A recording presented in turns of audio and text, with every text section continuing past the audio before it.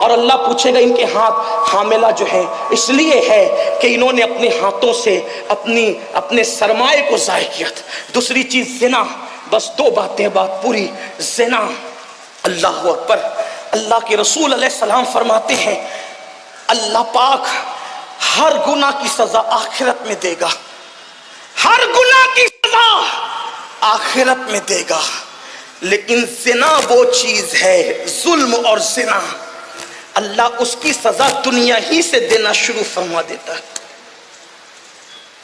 لمحوں کے گناہوں نے صدیوں کی سزا پائی۔ اللہ کے رسول علیہ السلام فرماتے ہیں شادی شدہ عورت سے کوئی زنا کرے تو آقا فرماتے ہیں پوری امت پر جتنا عذاب ہوگا اس کا آدھا عذاب شادی شدہ عورت کے ساتھ زنا کرنے والے پہ ہوگا، آدھا، سب کے آدھا، پوری کائنات کے لوگوں کے آدھا عذاب شادی شدہ عورت سے زنا کرنے والے کے اوپر ہوگا۔ اور آقا فرماتے ہیں اس کو تارکول کا لباس پہنایا جائے گا، اس کو تانبے کی قمیص، پگھلی ہوئی قمیص پہنائی جائے گی، اور اس کی شرمگاہ پر جہنم کی آگ دہکائی جائے گی۔ یہ تو بیان سے باہر ہے۔ اور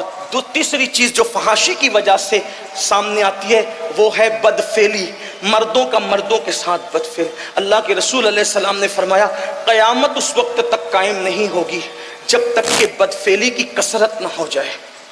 بزرگوں نے فرمایا اگر بدفعلی کرنے والوں کو دم نکل آئے تو تمہارا رستہ چلنا مشکل ہو جائے۔ بدفعل وہی نہیں ہے جو آخری اینڈ تک پہنچتے ہیں، دیکھنے والے بھی بدفعلی میں شامل ہے، مصافحہ گندی نیت سے کرنے والے بھی شامل ہے، گلے ملنے والے بھی گندی نیت سے، جو شہوت کے ساتھ گندی نیت سے ایک دوسرے سے ملتے ہیں، بلکہ اب تو بائک پر 4 5 ایسے چپک کر کے بیٹھتے ہیں کہ الامان والحفیظ، اس کا کوئی تفسیرہ نہیں۔ بزرگ بھی ہے، بچے بھی ہے، خواتین بھی سن رہی ہوگی، لیکن بس اتنا کہتا ہوں ایک حدیث سن لو دل کے کانوں سے۔ کل دوستی کی جاتی تھی ایک دوسرے کے سپورٹ کے لیے، کل دوستی کی جاتی تھی محبت کے لیے، آج خوبصورت لڑکوں سے دوستی کی جا رہی ہے، بلکہ قیامت کی نشانیوں میں سے ایک نشانی یہ ہے، میرے آقا فرماتے ہیں کہ لڑکوں پر ایسی غیرت کی جائے گی جیسے منگیتر سے غیرت کی جاتی ہے، منگیتر کے معاملے میں غیرت کی جاتی ہے۔ تو آج دوستیاں خوبصورت لڑکوں سے ہو رہی ہے تاکہ نظر کو، کچھ لوگ جو بہت زیادہ تقوی کا لبادہ اوڑے ہوئے وہ نظر سے اپنی تسکین کرتے ہیں، کچھ ہاتھ ملا کے کرتے ہیں، کچھ گلے مل کے کرتے ہیں، اور آخری سٹیپ تک جو پہنچتے ہیں وہ تو اللہ کی پناہ،